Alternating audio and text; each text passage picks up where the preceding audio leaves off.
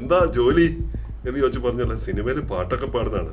അതെയോ, അപ്പൊ ഇങ്ങനെ പാട്ടൊക്കെ പാടി നടന്നാൽ മതി, എന്തെങ്കിലും ജോലിയൊക്കെ തരാക്കണ്ടേ എന്ന് ചോദിച്ചത്രേ ആരോട്? യേശുദാസിനോട്. അപ്പൊ അതിനകത്ത് നമുക്ക് പരിശോധിച്ചാൽ അങ്ങനെ മാറ്റി നിർത്തപ്പെടേണ്ട, ഒഴിവാക്കപ്പെടേണ്ട ആളുകളെ നോക്കിയാൽ നമുക്ക് ആദ്യം തന്നെ അതിന്റെ ആ ഒരു 10 തരം ആളുകളെ നമുക്കൊന്ന് പരിശോധിക്കാം. എല്ലാ തെറ്റുകളും നിങ്ങളുടെ ഭാഗത്താണെന്ന് വരുത്തി തീർത്തുകൊണ്ട് നിങ്ങളുടെ സഹതാപത്തെ ചൂഷണം ചെയ്യും. നീയാണ് തെറ്റിനൊക്കെ കാരണം. ഒരു എന്താ പറയുക, എത്തിക്കൽ അല്ലാത്ത കാര്യങ്ങളില്ലേ, അനാശാസ പ്രവർത്തനങ്ങളൊക്കെ ഉണ്ടല്ലോ, ഇമ്മോറൽ ആയിട്ടുള്ള കാര്യങ്ങളൊക്കെ, അതൊക്കെ നോർമലായിട്ട് അവർ ചിത്രീകരിക്കും. അതീവ രഹസ്യമായി വളരെ കോൺഫിഡൻഷ്യൽ ആയിട്ട് നിങ്ങൾ പറയുന്ന കാര്യങ്ങൾ മറ്റുള്ളവരുടെ മുന്നിൽ വെച്ച് തമാശയായിട്ടോ അല്ലാതെയോ വിളിച്ചു പറയാം. നമ്മൾ ആ ഷോക്കായി പോകും. മോർ സ്റ്റോറീസിൻ്റെ വീഡിയോ ബോക്സിലേക്ക് എല്ലാവർക്കും വീണ്ടും സ്വാഗതം. നമ്മൾ ഇന്ന് വീണ്ടും കമ്മ്യൂണിക്കേഷൻ മാസ്റ്റർ റോബിൻ ജിയോട് ഒപ്പമാണ്. ചേട്ടാ, ഒരുപാട് കമ്മ്യൂണിക്കേഷൻ്റെ ക്ലാസ്സുകളൊക്കെ ഡെയിലി ഏകദേശം 10, 30, 40 പേരുമായിട്ട് സംസാരിച്ചുകൊണ്ടിരിക്കുന്ന ഒരാളാണല്ലോ. നമ്മൾ കഴിഞ്ഞ എപ്പിസോഡിൽ നമ്മൾ എങ്ങനെ നല്ല സുഹൃത്തുക്കളെ തിരഞ്ഞെടുക്കാമെന്ന് പറഞ്ഞു. അപ്പം ജീവിതത്തിൽ ഒഴിവാക്കേണ്ട ചില ആൾക്കാരുണ്ടാവും. ഇവരെ ഇനി കാണണ്ട, ഇവർ പ്രശ്നക്കാരാണ്. ഈ ഒഴിവാക്കേണ്ട ആൾക്കാരെ റോബിൻജി ഇതെങ്ങനെയാണ് നമ്മൾ കണ്ടെത്തുക? ഇത് റോബിൻജിയുടെ ക്ലാസ്സുകളിൽ ഡിസ്കസ് ചെയ്യാറുണ്ടോ? അത് നമ്മുടെ പ്രേക്ഷകർക്ക് വേണ്ടി ഒന്ന് ഡിസ്കസ് ചെയ്യാൻ പറ്റുമോ? തീർച്ചയായിട്ടും ഉണ്ട്. എല്ലാവരുടെയും ഒരു ആവശ്യമാണ്, എങ്ങനെയാണ് എൻ്റെ ജീവിതത്തിലേക്ക് ഈ മോശം കാര്യങ്ങളുമായിട്ട് വരുന്ന ആളുകളെ എനിക്ക് എങ്ങനെ തിരിച്ചറിയാൻ പറ്റും. എല്ലാം സംഭവിച്ചു കഴിഞ്ഞിട്ടാണ് പിന്നെ അവർ ഇതിനെക്കുറിച്ച് ആലോചിക്കുന്നതൊക്കെ. അപ്പം ഈ ഒഴിവാക്കപ്പെടേണ്ട ആളുകൾ എന്ന് പറയുന്നത് നോയ്സസ് എന്നാണ് പറയുക. Noises and signals.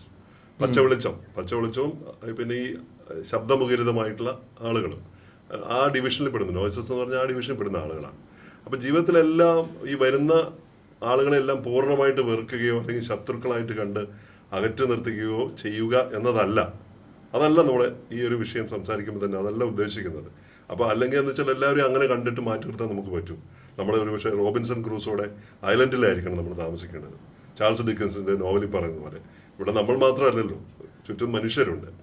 അപ്പോൾ ചില പ്രത്യേക സ്വഭാവ രീതികളും മാനസികാവസ്ഥയും ഒക്കെ ഉള്ള ആളുകളുണ്ട്. അത് നമ്മുടെ വ്യക്തിത്വ വളർച്ചയെയും ആന്തരിക സമാധാനത്തെയും ജീവിത ലക്ഷ്യങ്ങളെയൊക്കെ നശിപ്പിക്കാൻ ഇടയാക്കും.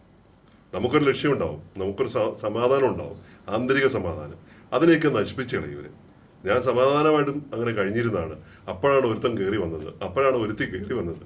അതെല്ലാം നശിപ്പിച്ചിട്ട് എൻ്റെ ജീവിതം തന്നെ കോഞ്ഞാട്ടയാക്കി കളഞ്ഞു എന്നാണ് നമ്മുടെ അവസാനത്തെ വാക്ക്, അല്ലേ? അപ്പൊ ആ അവസ്ഥയിൽ നിന്ന് നമുക്ക് അതുകൊണ്ട് തന്നെ ജീവിതത്തിൽ ആരോടാണ് ആത്മാർത്ഥയും അടുപ്പം പുലർത്തേണ്ടത്, ആരോടാണ് കൃത്യമായിട്ട് അതിർവരമ്പുകൾ, ബൗണ്ടറീസ് അപകടം പറ്റി കഴിയുമ്പോഴേ നമ്മൾ ഈ ബൗണ്ടറീസ് നോക്കും. അതിന് മുന്നേ എങ്ങനെ അതെ അത് തിരിച്ചറിയുന്നത്, അത് മനസ്സിലാക്കുന്ന ഒരു കലയാണ് കേട്ടോ. It's an art. അതാണ് പറയുന്നത്. ഈ ബൗണ്ടറീസ് തിരിച്ചറിയുന്ന ഒരു കലയാണ്. ഇത് മാത്രമല്ല, അത് മികച്ച ഒരു ജീവിത വിജയത്തിന് അത്യന്താപേക്ഷിതമാണ്. ആരൊക്കെയാണ് നമ്മുടെ ജീവിതത്തിൽ വരേണ്ടത്, ആരെയൊക്കെയാണ് നമ്മൾ ഒഴിവാക്കേണ്ടതെന്ന് പറയുന്നത് ഏതർത്ഥത്തിലാണ്? മാറ്റി നിർത്തപ്പെടേണ്ടത് അങ്ങനെയാണ്. ഒഴിവാക്കുക, ആ ഭാഗത്തേക്ക് പോകാതിരിക്കുക എന്നുള്ളത് തന്നെയാണ്.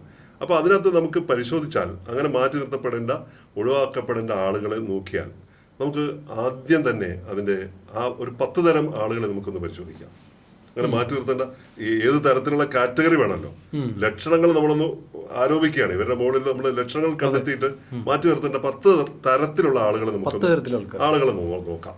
അപ്പോൾ ടോക്സിക് പേഴ്സൺസ് എന്ന ടോക്സിക് പീപ്പിൾ എന്ന് ഈ ആളുകളെ പറയും. അതല്ലെങ്കിൽ എനർജി വാമ്പേഴ്സ് എന്ന് പറയും. വാമ്പയർ അറിയാലോ, എനർജി വാമ്പേഴ്സ് ആണ്. ടോക്സിക് പീപ്പിൾ ആണ് ഇവരെപ്പോഴും. അവരൊന്നും എപ്പോഴും നമ്മളിങ്ങനെ ഈ മോശമായ അവസ്ഥയിലേക്ക് അവർ കൊണ്ടുപോയിക്കൊണ്ടിരിക്കും. അപ്പം അതുകൊണ്ട് തന്നെ അവരുമായിട്ട് നമ്മൾ അകലം പാലിച്ചില്ലെങ്കിൽ നമുക്ക് അതിൻ്റെതായ ബുദ്ധിമുട്ടുകളുണ്ടാവും. ആദ്യത്തെ കാര്യം, സ്ഥിരം നെഗറ്റീവായിട്ട് ചിന്തിക്കുന്ന ആളുകളുണ്ട്. The chronic negatives. Chronic persons അവർ നെഗറ്റീവായിട്ട് മാത്രം എന്ത് പറഞ്ഞാലും എല്ലാ കാര്യങ്ങളിലും പ്രശ്നങ്ങളും തടസ്സങ്ങളും മാത്രം കാണുന്ന സ്വഭാവക്കാരാണ്. അതിൻ്റെ ദോഷവശം മാത്രമാണ് അവർ പറയുക. ഏറ്റവും അനുകൂലമായിട്ടുള്ള സാഹചര്യം ഉണ്ടെങ്കിൽ പോലും എന്തെങ്കിലും കുറ്റം കണ്ടെത്താൻ ഇവർ ശ്രമിക്കും. എല്ലാം അനുകൂലമാണ് എന്ന് പറയുന്നതാണ്. ഇവരുടെ ഊർജം എപ്പോഴും അത് നടക്കൊന്നുമില്ല, വെറുതെ നടക്കില്ല, ഇതാ നിനക്ക് അതിനുള്ള ഹെൽപ്പൊന്നുമില്ല, നീ ചുമ്മാ അതിനൊന്നും മെനക്കെടാൻ നിൽക്കണ്ട എന്ന് പറഞ്ഞിട്ട് നമ്മളെ അങ്ങ് നിരുത്സാഹപ്പെടുത്തി കളയും. ഇത് ഇവരുടെ വലിയ ഒരു ലക്ഷണമാണ്. ഇത്തരം ആളുകളെ അകറ്റി നിർത്തേണ്ട ആളുകളിൽ നമ്പർ 1 റോബിൻ ശർമ്മ പറയും. ലോകത്തിലെ ഏറ്റവും വലിയ പ്രചോദനാത്മക പ്രഘോഷകനായ റോബിൻ ശർമ്മയുടെ ഒരു വാക്കുണ്ട്: നിങ്ങൾ പറയുന്ന ഒരു കാര്യം നടക്കില്ല എന്ന് നിങ്ങളോട് ആരെങ്കിലും പറഞ്ഞാൽ അതാണ് ഈ ലോകത്തിലെ ഏറ്റവും വലിയ കള്ളം. ഈ ലോകത്തെ ഏറ്റവും വലിയ കള്ളം അതാണ്. നിങ്ങൾക്കല്ലേ അറിയുള്ളൂ അത് നടക്കോ ഇല്ല എന്നുള്ളത്. അതെങ്ങനെ വേറൊരാൾക്ക് പറയാൻ പറ്റും എന്നാണ്. അപ്പൊ പറയാൻ പറ്റും ലക്ഷണം കണ്ടെന്നാണ്. പക്ഷെ ആ ലക്ഷണമുള്ള ആളുകളെ നമ്മൾ ഒരിക്കലും കൊണ്ടു നടക്കരുത്. ഇനി ഈ ആൾക്കാർ വേറൊരു ലക്ഷണം എന്താണെന്നറിയോ? ഇപ്പൊ ഇവരുമായിട്ട് നമ്മൾ ഇതിന്റെ നിരന്തരമായ സമ്പർക്കം നമ്മുടെ ഉപബോധ മനസ്സിനെ ബാധിക്കും. ഇങ്ങനെയുള്ള ആൾക്കാർ, ഈ നെഗറ്റീവായിട്ടുള്ള ഈ ടോക്സിക് ആയിട്ടുള്ള ആൾക്കാർ, നിങ്ങളുടെ സ്വന്തം കഴിവുകളിലുള്ള നിങ്ങളുടെ ആത്മവിശ്വാസം സാവധാനം കുറഞ്ഞു വരും. നമ്മുടെ ആത്മവിശ്വാസം കുറയ്ക്കാൻ താഴേക്ക് പിടിച്ച് വലിച്ച് താഴേക്ക് ചാടിക്കും.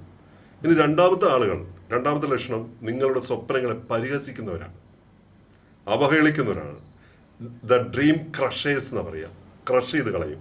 നിങ്ങളുടെ വലിയ ലക്ഷ്യങ്ങളെയും ഭാവിയെക്കുറിച്ചുള്ള ആഗ്രഹങ്ങളെയും എപ്പോഴും കളിയാക്കുകയോ നിസ്സാരവൽക്കരിക്കുകയോ ചെയ്യും.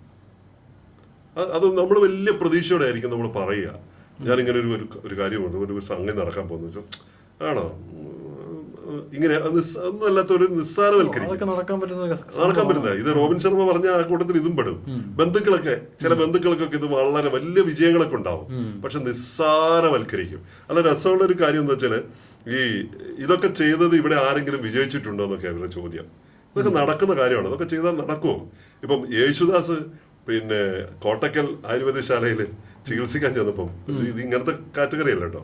അവിടെ ഒരു വയറിനുണ്ടായിരുന്നു അത്രേ. വയറിന് ചോദിച്ചു, എന്താ വയറിന് സിനിമയൊന്നും കണ്ടിട്ടില്ല, പാട്ടൊന്നും കേൾക്കാറില്ല, എന്താ ജോലി എന്ന് ചോദിച്ചു. പറഞ്ഞല്ല, സിനിമയിൽ പാട്ടൊക്കെ പാടുന്നതാണ്.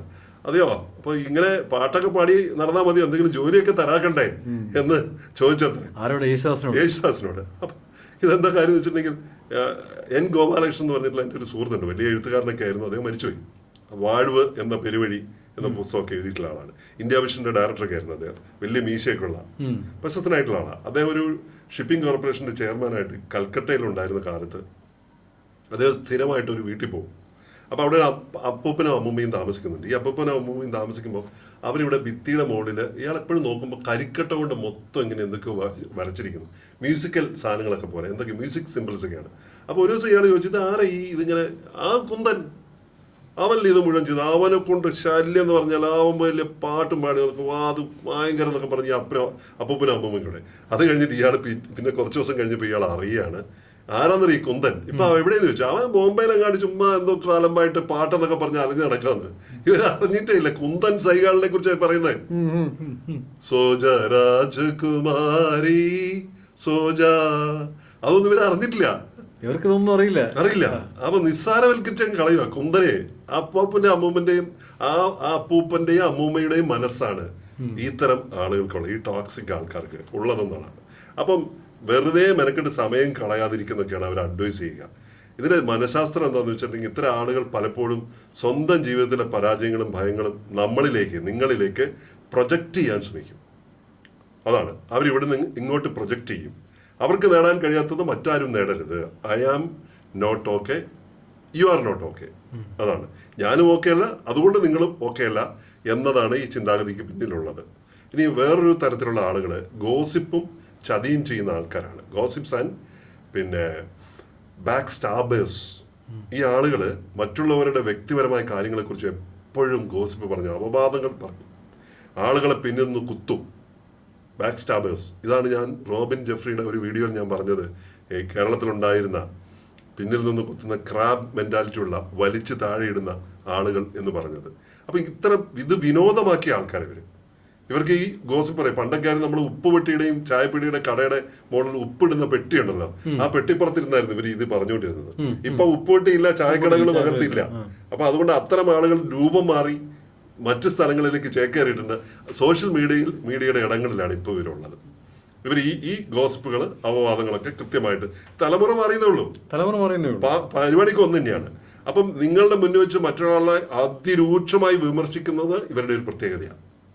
നിങ്ങളുടെ മുന്നിൽ വെച്ച് മറ്റൊരാളെ അതിരൂക്ഷമാണ്, അവൻ ഒരിക്കലും ചെയ്യാൻ പാടില്ല, അവനും ഭയങ്കരനാണ്. ഇപ്പൊ ഞാൻ ചോദിക്കട്ടെ, പിണറായി വിജയനും പിന്നെ നമ്മുടെ വി ഡി സതീശനും അടക്കമുള്ള അല്ലെങ്കിൽ നമ്മുടെ രാഷ്ട്രീയക്കാരെ, നമ്മുടെ സാമൂഹ്യ പ്രവർത്തകരായിട്ടുള്ള ആളുകളൊക്കെ നമുക്ക് പരിചയമുള്ളതുകൊണ്ടാണ് നമ്മൾ വിമർശിക്കുന്നത്. ഞാൻ രാഷ്ട്രീയം പറയുന്നല്ല, നമ്മളങ്ങനെ ഒരു സാധനമുണ്ട്. അപ്പൊ ഇത്തരം ഗോസിപ്പുകളൊക്കെ ഏർപ്പെടുന്ന ആളുകളെ എല്ലാവരെയും കുറിച്ചും ആരെക്കുറിച്ചും പറയുന്നത് രൂക്ഷ വിമർശനം.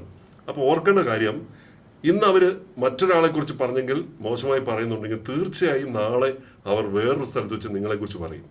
അതിനുള്ള സാധ്യത വളരെ കൂടുതലാണ്. വളരെ കൂടുതലാണ്. അപ്പൊ അതുകൊണ്ട് തന്നെ ഇത്തരം ആൾക്കാരെ ഒരിക്കലും വിശ്വസിക്കരുത്. അത് നിങ്ങൾ ലക്ഷണമായി കണ്ടുകൊള്ളണം. ഇന്നിവൻ പറയുന്നത് ഇപ്പൊ ഒരുവിധ ആളുകളൊക്കെ ശ്രദ്ധിക്കാറുണ്ട് കേട്ടോ. ഗോസിപ്പ് പറയുന്നവരെ അവർ ആളുകൾ അടുപ്പിക്കില്ല. അത് പ്രത്യേകിച്ച് ശ്രദ്ധിച്ചുകൊള്ളണം. ഈ പൊതുവെ മാധ്യമങ്ങളിൽ ഗോസിപ്പ് എന്ന് പറഞ്ഞ പണ്ടൊരു കോളം ഉണ്ടായിരുന്നു. ഇപ്പൊ ആ കോളം ഇല്ല. അത് തന്നെ നല്ല ലക്ഷണമാണ്. ഇനി 4ാമത്തെ ഐറ്റംസ്, ചില ആളുകള് മാനിപ്പുലേറ്റീവ് ആളുകളാണ്. അപ്പൊ ഇമോഷണൽ മാനിപ്പുലേറ്റേഴ്സാണ്. നമ്മളെ വികാരങ്ങൾ, ഇമോഷൻസിനെ ആയുധമാക്കിയിട്ട് നിങ്ങളുടെ താല്പര്യങ്ങൾക്കനുസരിച്ച് നിയന്ത്രിക്കാൻ ശ്രമിക്കുന്നവരാണ് അവര്. ഇതിനായി അവർ പ്രധാനമായും 3 തന്ത്രങ്ങളാണ് പ്രയോഗിക്കുന്നത്. എന്തൊക്കെയാണെന്നറിയാമോ? ഗിൽട്ട് ക്രിയേറ്റ് ചെയ്യും. എല്ലാ തെറ്റുകളും നിങ്ങളുടെ ഭാഗത്താണെന്ന് വരുത്തി തീർത്തുകൊണ്ട് നിങ്ങളുടെ സഹതാപത്തെ ചൂഷണം ചെയ്യും. നീയാണ് തെറ്റിനൊക്കെ കാരണം. എന്നിട്ട് ഗിൽട്ട് ഉണ്ടാക്കും നിങ്ങളുടെ ഉള്ളിൽ. എന്നിട്ട് അതിനെ ചൂഷണം ചെയ്യും. നീ ഒറ്റ ഒരാളാണ് ഇതിന് കാരണം, നിനക്കത് മാറ്റാമായിരുന്നു, നീ ചിന്തിച്ചിരുന്ന് ഇത് ഇല്ലാതാക്കാമായിരുന്നു.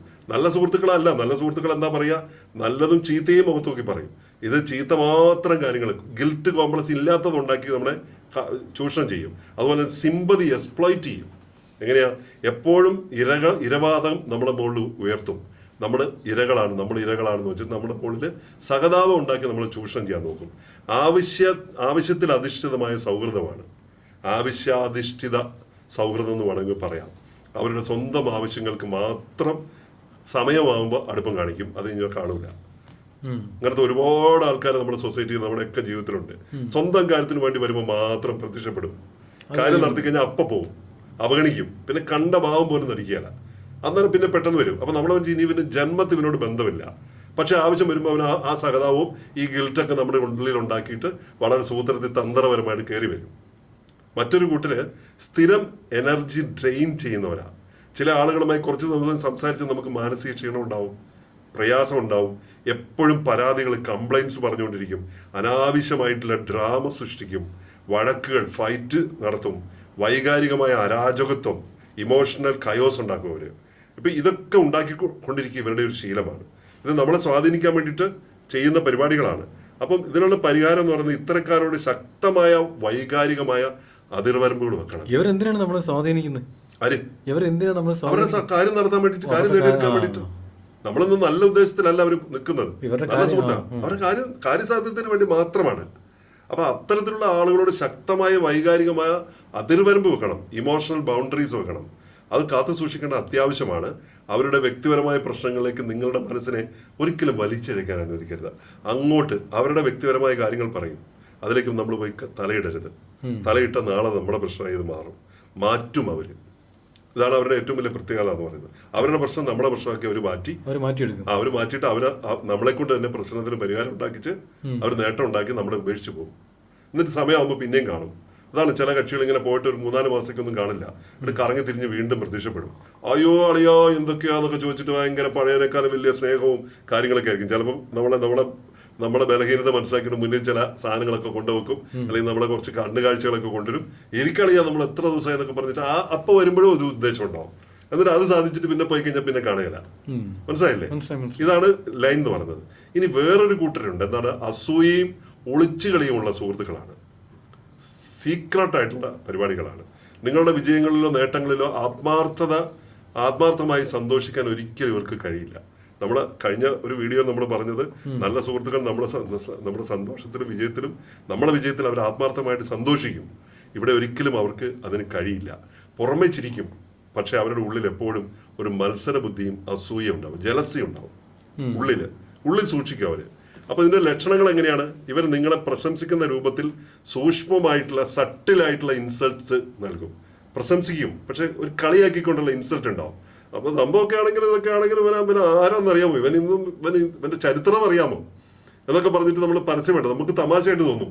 പക്ഷെ ഒരു ചെറിയ ഇൻസൾട്ട് ഉണ്ടാവും അതിനകത്ത്, ചെറുത് സട്ടിലായിട്ടുള്ള ഒന്നും ഉണ്ടാവും. എപ്പോഴും മറ്റുള്ളവരുമായി നിങ്ങളെ താരതമ്യം ചെയ്ത് ചെറുതാക്കാൻ നോക്കും. നീ ഇപ്പൊ നീ അവനെ കണ്ടുപിടിക്കുക, അവനൊക്കെ ആണെങ്കിൽ പിന്നെ ഇതിനേക്കാളൊക്കെ എത്രയോ വലിയ സക്സസ് ആണ് ഉണ്ടാക്കിയത്. ഇതൊന്നൊരു വലിയ സക്സസ് ഒന്നുമല്ല, എനിക്ക് പരിചയമുള്ള വേറൊരാളുണ്ട്, അതുമായിട്ട് താരതമ്യം ചെയ്തിട്ട് നമ്മളെ സക്സസിനെ ചെറുതാക്കാൻ നോക്കും. നിങ്ങളുടെ ആത്മവിശ്വാസം തകർക്കാൻ നിരന്തരം ശ്രമിച്ചുകൊണ്ടിരിക്കും ഈ കൂട്ടര്, നിരന്തരം ശ്രമിക്കുന്നതാണ്. ഇനി അടുത്ത വേറൊരു ടൈപ്പ് എന്താ? മോശം ശീലങ്ങളിലേക്ക് നമ്മളെ കൊണ്ടുപോകുന്നവരാണ്.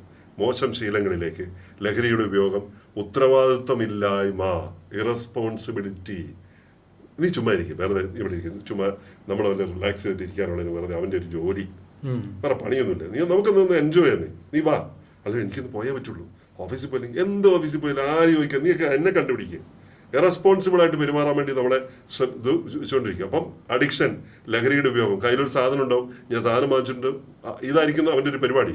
കൂടാതെ ആ കടുത്ത ലേസിനെസ് ഉണ്ടാവും, അലസത, അനാശാസ്വമായ അല്ലെങ്കിൽ നിയമവിരുദ്ധമായ പ്രവർത്തനങ്ങൾ ഉണ്ടാവും. അവയിലൊക്കെ അസാധാരണമായ സാധാരണ കാര്യങ്ങളായിട്ട് അവർ ചിത്രീകരിക്കും. നമ്മൾ നോർമലായിട്ടുള്ള ഒരു എന്താ പറയുക എത്തിക്കൽ അല്ലാത്ത കാര്യങ്ങളില്ലേ, അനാശാസ പ്രവർത്തനങ്ങളൊക്കെ ഉണ്ടല്ലോ, ഇമ്മോറൽ ആയിട്ടുള്ള കാര്യങ്ങളൊക്കെ, അതൊക്കെ നോർമലായിട്ട് അവർ ചിത്രീകരിക്കും. ഒരു കുഴപ്പമുണ്ടാകുന്ന സന്ദർഭങ്ങളൊക്കെ അവർക്ക് നോർമലാണ്. അത് കുഴപ്പമില്ലാതെ നിൽക്കുമ്പോൾ ആരും കുഴപ്പം എന്ത് പറയുന്നത്, ഇതൊക്കെ എല്ലാവരും ചെയ്യുന്നതല്ലേ, ചുമ്മാരി. ചിലപ്പോൾ ലഹരിയുടെ ഉപയോഗമായിരിക്കാം, ഡ്രഗിന്റെ ഉപയോഗമായിരിക്കാം. ഈ തരത്തിലൊക്കെയാണ് അവർ നമ്മളെ അഡിക്റ്റീവായിട്ട് മാറ്റുന്നത് എന്നുള്ളത്. നമ്മൾ ഡ്രെയിൻ ചെയ്തുകൊണ്ടേയിരിക്കും. അപ്പോൾ അവരുടെ അടുത്തുള്ള തന്ത്രം എന്താ വെച്ചാൽ, ഒരിക്കൽ ചെയ്താൽ എന്താണ് പ്രശ്നം എന്നാണ് അവർ ചോദിക്കുക. ഒരിക്കൽ ചെയ്താൽ എന്താ ഒരു കുഴപ്പമില്ല, ഒരു പ്രാവശ്യമൊക്കെ നോക്കിയപ്പോൾ ഇതൊക്കെ ചുമ്മാ ചെറിയ കാര്യമില്ല, നീ ലൈഫിൽ വൺസ് ഇത് ലൈഫിലൊക്കെ ഒന്ന് പ്രാക്ടീസ് ചെയ്യണ്ടേ, അറിഞ്ഞിരിക്കുക, എക്സ്പീരിയൻസ് ചെയ്യേണ്ടതാണ്, ജീവിതം ആസ്വദിക്കാനുള്ളതല്ലേ. ഇത്രയൊക്കെയാണ്, ഈ രീതിയിലാണ് അവർ നിങ്ങളെയൊക്കെ മോശം തരംഗങ്ങളിലേക്ക്, മോശം രംഗങ്ങളിലേക്ക് പതുക്കെ ഇൻഫ്ലുവൻസ് ചെയ്ത് ഇത്തരക്കാർ നിങ്ങളെ ഭാവിയെ തന്നെ ഇരുട്ടിലേക്ക് കളയും, വലിച്ച് ചാടിച്ച് വെട്ടിക്കളയും. അവർ ഇരുട്ടിലേക്ക് കളയും നമ്മുടെ ഭാവിയെ.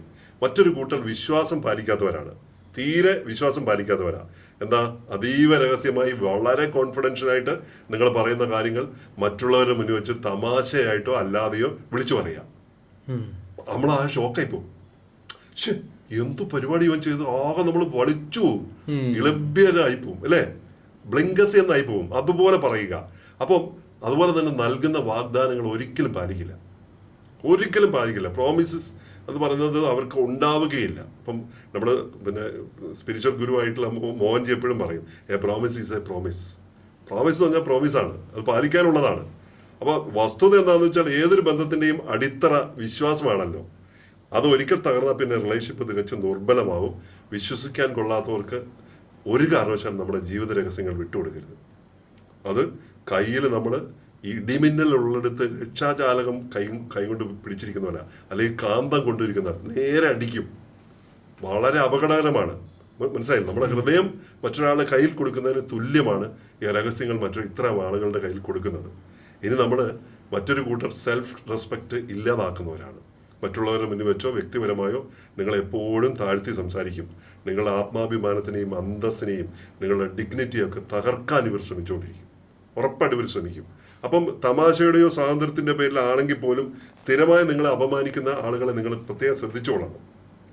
ഇത് തമാശയൊക്കെയായിട്ടാണ് പറയുന്നതെങ്കിൽ ഇത് സ്ഥിരമായിട്ട് ഇത് സംഭവിച്ചിട്ടുണ്ടെങ്കിൽ, ബാക്ക് ടു ബാക്ക് ഇത് ഉണ്ടായിട്ടുണ്ടെങ്കിൽ അത് ശ്രദ്ധിച്ചുകൊള്ളണം. ബഹുമാനമില്ലാത്ത ഒരിടത്തും നിങ്ങളുടെ സാന്നിധ്യം ഉണ്ടാവരുത്. നിങ്ങളെ ബഹുമാനിക്കാത്ത ഒരു സ്ഥലത്തും നമ്മുടെ സാന്നിധ്യം ഉണ്ടാവരുത്. സ്ഥലം വിട്ടുകൊള്ളണം. ബഹുമാനം എന്ന് പറയുന്നത് പണ്ട് അഭയദേവിന്റെ ഒരു പഴയകാല കന്നഡ പടങ്ങളുടെ ഡബ്ബിങ് എനിക്ക് ഓർമ്മയുണ്ട്, ചെറുപ്പത്തിൽ കണ്ടത്. അഭയദേവ് എന്ന് പറഞ്ഞ ആളായിരുന്നു എഴുതുന്നത്. ബഹുമതി വാങ്ങിച്ചു തരാൻ പോയ നീ എനിക്ക് അഹമ്മദിയാണല്ലോടാ വാങ്ങിച്ചു തന്നത്. രണ്ടുപേരെ വേടാ. ബഹുമാനമില്ലെങ്കിൽ പിന്നെ എന്താണ് അവിടെ, അവമതിയാ നമുക്ക് കിട്ടുക. അപ്പോൾ നിൽക്കരുത്. ഒടുവിൽ അടുത്ത ഭാഗം എന്താ അറിയോ, അടുത്ത ആളുകൾ എങ്ങനത്തെ ആളുകളാ, വളർച്ചയെ തടയുന്ന ഒരു കൂട്ടമുണ്ട്. സർക്കിൾ, വളർച്ചയെ തടയുന്ന കൂട്ടം. നിങ്ങളെ ഒരു വ്യക്തി എന്ന നിലയിൽ ഒട്ടും മുന്നോട്ട് പോകാൻ അനുവദിക്കാത്ത കൂട്ടുകെട്ടാണിത്. ഒരു ഗ്രൂപ്പ് ഓഫ് ആൾക്കാരായിരിക്കും. നിങ്ങളെ പുതിയ കാര്യങ്ങൾ പഠിക്കാൻ അനുവദിക്കില്ല. ജീവിതത്തിൽ അച്ചടക്കം നടത്താൻ ഇല്ലാതാക്കി കളയും. വിലപ്പെട്ട സമയം വെറുതെ നശിപ്പിച്ച് കളയുന്ന, നിങ്ങളുടെ ശ്രദ്ധയും ഫോക്കസും ഒക്കെ ഇല്ലാതാക്കുന്ന ചുറ്റുപാടിലാണ് ഈ കൂട്ടരുണ്ടാവുക. ഇവര് സൃഷ്ടിക്കുന്നത് ഇത്തരം എൻവയോൺമെന്റ് നിങ്ങളുടെ ജീവിതത്തെ വർഷങ്ങളോളം പിന്നോട്ടടിക്കും. അവന്റെ കൂട്ട് നോക്കി അറിയാം അവൻ ആരാണെന്ന് പറയും, അല്ലെ? അവന്റെ ചങ്ങാതിമാരെ നോക്കിയാൽ അറിയാം അവൻ ആരാണെന്ന്. എത്ര പേര്, ഒരാളുടെ ചങ്ങാതിമാരിൽ 5 പേരെ എടുത്തു കഴിഞ്ഞാൽ അവരെന്താണെന്നുള്ള ഈ 5 പേരെ വെച്ചുകൊണ്ട് അവൻ എന്താണെന്ന് നമുക്ക് ജഡ്ജ് ചെയ്യാൻ പറ്റും, ഒരു അസസ്മെന്റ് നടത്താൻ പറ്റും. അപ്പൊ നമ്മൾ അങ്ങനെയാണെങ്കിൽ നമ്മൾ കൺക്ലൂഡ് ചെയ്യുമ്പോൾ നമുക്ക് ഈ നല്ല ആളുകൾക്ക് എങ്ങനെയാ തിരിച്ചറിയാൻ പറ്റുക? തിരിച്ചറിയണമല്ലോ. അപ്പൊ അതിന് ഈ നല്ല ആളുകളാകുമ്പോൾ അവർ മോട്ടിവേറ്റ് ചെയ്യും. നമ്മൾ മറ്റൊരു വീഡിയോ പറഞ്ഞ ഇവർ മോട്ടിവേറ്റ് ചെയ്യും. നമ്മുടെ കഴിവുകളൊക്കെ നമ്മളെ പ്രോത്സാഹിപ്പിക്കും. സത്യസന്ധരായിരിക്കും, ഹോണസ്റ്റി ആയിരിക്കും. മുഖസ്തുതി പറയാതെ തന്നെ നിങ്ങളുടെ തെറ്റുകളൊക്കെ നേരെ പറയും. റെസ്പെക്റ്റ് ഉണ്ടാവും, ബഹുമാനം ഉണ്ടാവും. വ്യക്തിപരമായ അതിരുകൾ അവർ കാത്തു സൂക്ഷിക്കും. അവർ നമ്മുടെ വളർച്ച ആഗ്രഹിക്കും. പ്രതിസന്ധിയിൽ അവർ എപ്പോഴും ഒപ്പം ഉണ്ടാവുകയും ചെയ്യും. നമ്മുടെ മൂല്യങ്ങളെ അവർ മാനിക്കും. വലിയ ഒരു ജീവിത സത്യം എന്താണെന്ന് വെച്ചാൽ, നിങ്ങൾ ഏറ്റവും കൂടുതൽ സമയം ചെലവഴിക്കുന്ന, നേരത്തെ പറഞ്ഞ 5 ശരാശരി ആളുകളുടെ രൂപമാണ്, ആകെത്തുകയാണ് നിങ്ങൾ. നമ്മളോടൊപ്പം നമ്മൾ ഒരു ദിവസം അല്ലെങ്കിൽ കാലങ്ങളോളം എത്രയാണെന്ന് വെച്ചാൽ നമ്മൾ ശരാശരി ചെലവഴിക്കുന്ന 5 പേരെ എടുക്കുക. ആ 5 പേരുടെ ശരാശരി എടുക്കുമ്പോൾ അതിൻ്റെ ആകെത്തുകയാണ് നിങ്ങൾ. നിങ്ങളെ കൃത്യമായി നിങ്ങൾക്ക് ജഡ്ജ് ചെയ്യാൻ പറ്റും. അപ്പോൾ അതുകൊണ്ട് തന്നെ നിങ്ങളുടെ ചിന്തയും ശീലങ്ങളും സാമ്പത്തിക നിലവാരവും അല്ലെങ്കിൽ ജീവിതത്തോടുള്ള കാഴ്ചപ്പാടൊക്കെ നിർണ്ണയിക്കുന്നത് ഈ 5 പേരാണ്.